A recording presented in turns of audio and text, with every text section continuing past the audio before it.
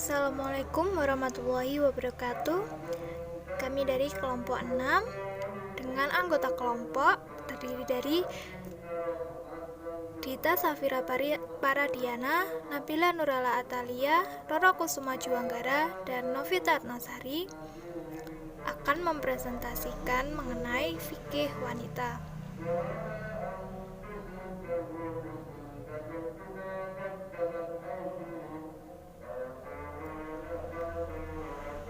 Materi pertama yaitu definisi haid, istihadah, nifas, dan filadah. Secara bahasa, haid atau menstruasi berarti mengalir, dan menurut istilah syara' adalah darah yang keluar dari pangkal rahim wanita sewaktu sehat, bukan disebabkan melahirkan ataupun karena sakit. Sedangkan secara terminologis istilah menurut para ahli fikih berarti darah yang biasa keluar pada diri seorang wanita pada hari-hari tertentu. Yang dimaksud yaitu haid merupakan darah yang mengalir dari rahim wanita yang telah memasuki usia 9 tahun atau lebih di waktu tertentu. Darah ini merupakan kebiasaan wanita yang telah balik. Haid adalah kebiasaan yang keluar di saat kondisi sehat, bukan karena persalinan ataupun bukan karena penyakit.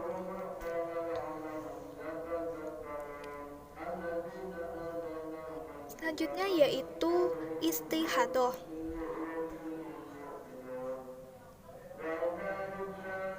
Makna istihadah dari segi etimologi adalah sayalaan, yang berarti mengalir atau aliran, dan dari segi terminologi maknanya adalah darah yang keluar dari permukaan rahim di selain masa-masa haid dan nifas.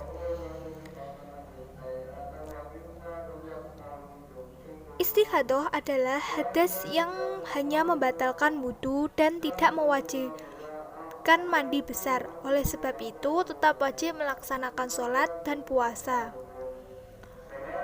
Istihadah adalah darah yang keluar dari vagina perempuan di selain hari-hari keluarnya darah haid dan nifas, bukan dalam keadaan sehat.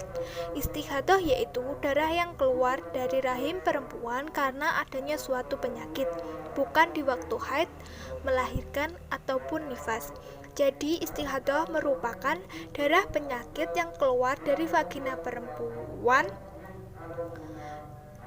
bukan dikarenakan waktu haid, melahirkan, maupun nifas.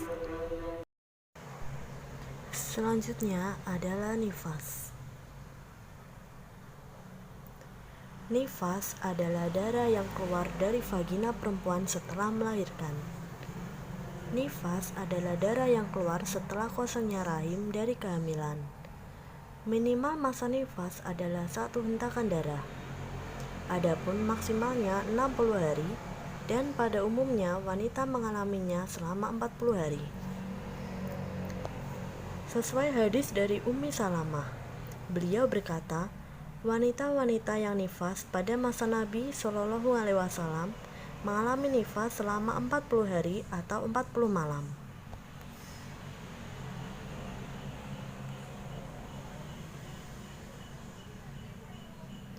Wiladah.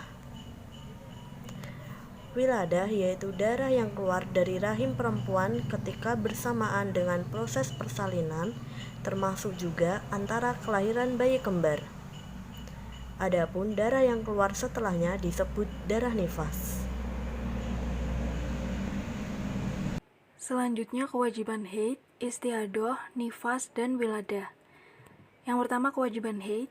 Wanita yang telah selesai masa haidnya maka diwajibkan untuk mandi, serta tidak boleh ditunda-tunda, apalagi jika telah masuk waktu sholat.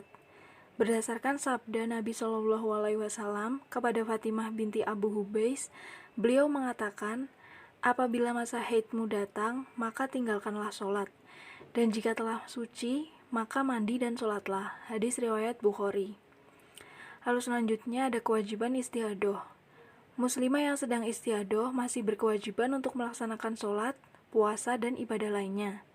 Adapun dalil yang akan hal itu adalah hadis Nabi Shallallahu Alaihi Wasallam ketika Fatimah binti Hubais mengatakan, "Ya Rasulullah, aku sekarang sedang istiadoh dan berarti aku tidak suci. Apakah aku boleh meninggalkan sholat?" Kemudian Nabi Shallallahu Alaihi Wasallam menjawab, "Tidak boleh. Itu hanyalah irkun atau darah jasad, bukan darah haid.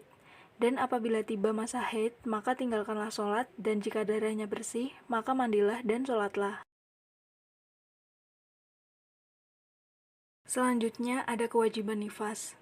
Wajib bagi wanita setelah masa nifas untuk mandi sebagaimana diwajibkannya terhadap wanita yang telah habis masa haidnya.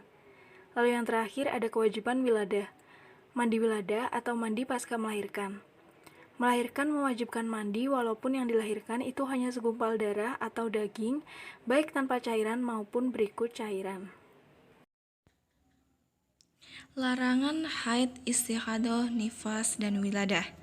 Yang pertama yaitu larangan haid. Haid merupakan suatu hal yang wajar bagi kaum Hawa. Itu merupakan kodrat dari Allah bagi mereka. Namun darah haid ini adalah najis. Maka bagi siapa yang terkena darah haid dianjurkan untuk mensucikan terlebih lagi saat akan menunaikan ibadah sholat. Nah, sehingga terdapat larangan-larangan bagi mereka atau kaum perempuan yang mendapati haid, yaitu sholat, puasa, atau amalan lainnya. Nah, amalan lainnya yang dilarang bagi wanita yang berhalangan atau haid adalah memegang dan membaca Al-Quran, masuk masjid jika khawatir mengotorinya, tawaf, wati, bersenang-senang dengan anggota tubuh wanita haid atau bagi suami istri yang terdapat di antara pusar dan lutut. Selanjutnya yaitu larangan istihadah.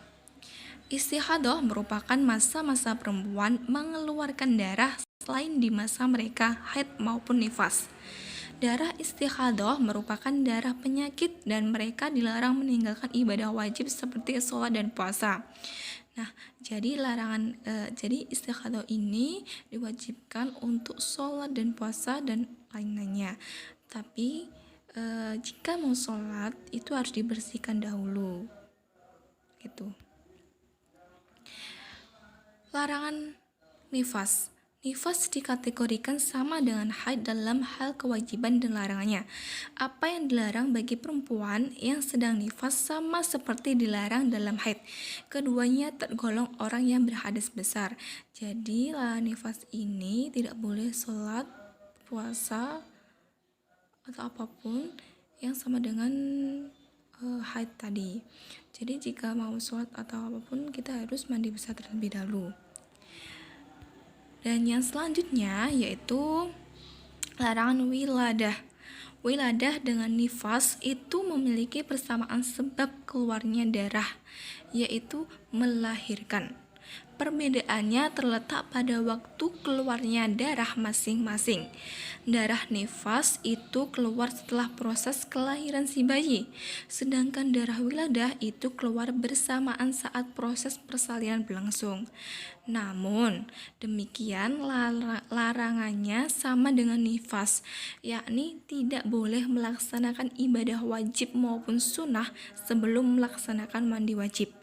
Seseorang perempuan yang telah melahirkan wajib baginya untuk mandi karena wiladah dan nifas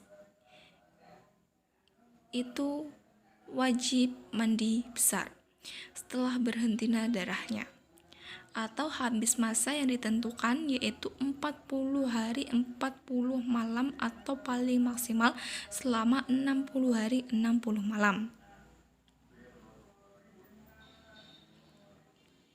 Oke, terima kasih.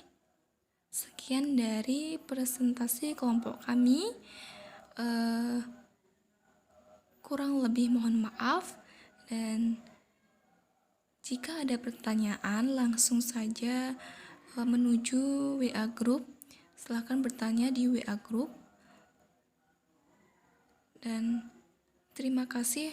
Wassalamualaikum warahmatullahi wabarakatuh.